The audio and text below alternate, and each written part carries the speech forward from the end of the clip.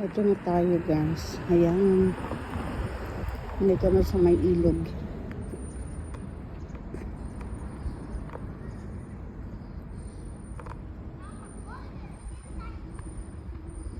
Ang ganda na oh. Nag-umpisa na siya.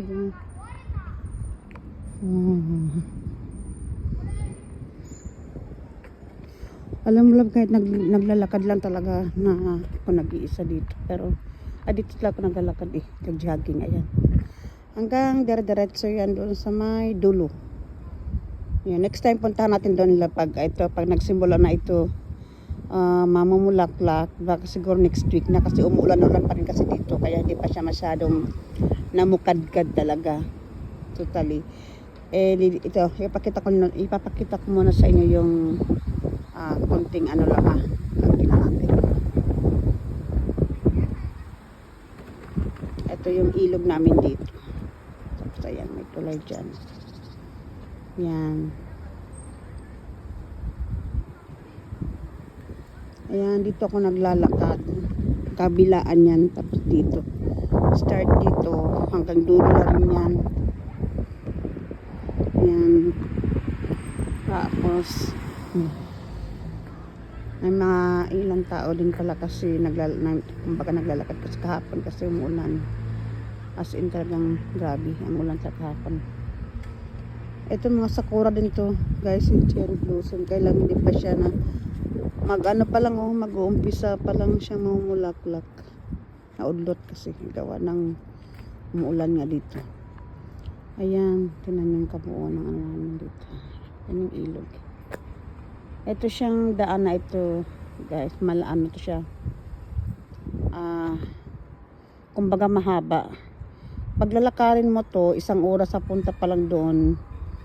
Tapos pag pabalik ka naman 1 oras din. Kaya dito ka magsimula o either sa kabila ka mag-umpisa maglalakad or depende sa kung saan.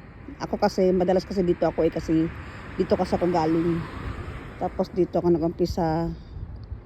First pinuntahan ko doon, papunta doon diretso. Then pagbalik ko doon ako sa kabila hanggang doon sa may dulo. Kaya kumbaga pag umpisahan ko doon, maglalakad hanggang dulo 1 oras. Hanggang doon yun, dulo yun. Pero napakaganda kasi habang naglalakad ka talagang napaka ng peaceful ng utak mo. Pero mo naman habang naglalakad ka may ilog sa gilid, tapos may mga bulaklak pa sa tagilira sa gilid ng kawa. Kaya talagang napakaganda talaga ng pag na-stress ka man, pumunta ka lang dito maglalakad. Grabe, panalo ka talaga.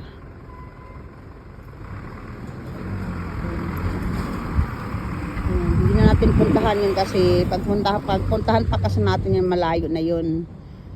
Wala na rin akong oras kasi may pasok pa kasi ako ngayon 2:02. Kaya ito muna tayo, ikot-ikot muna tayo. Pero ipapasilip ko muna sa inyo, mayroong isang pala dito, isang sakura na nauna siyang namulaklak. Eto, kulay pink. Kulay pink pala siya. Pink na may pagkahalong puti. Light lang siya dito. Ito siya light pink lang. Hindi siya talaga. Totally. Bilis ng oras. Ayan diba? Light pink siya. Yan, mix. May white, pink. Pero next week, pupuntahan natin yung dun sa kabila naman. Dun talaga maraming maraming puno talaga ng puro sakura talaga siya.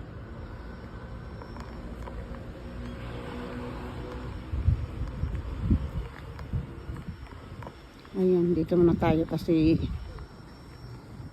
wala na rin kasi akong oras. Okay, yan lang muna guys. At next time ulit.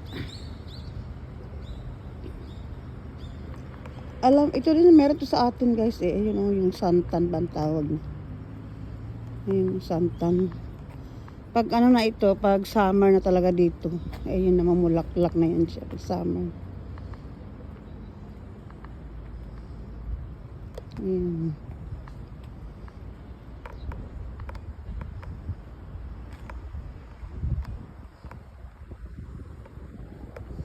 Okay guys, thank you. Thank you for watching.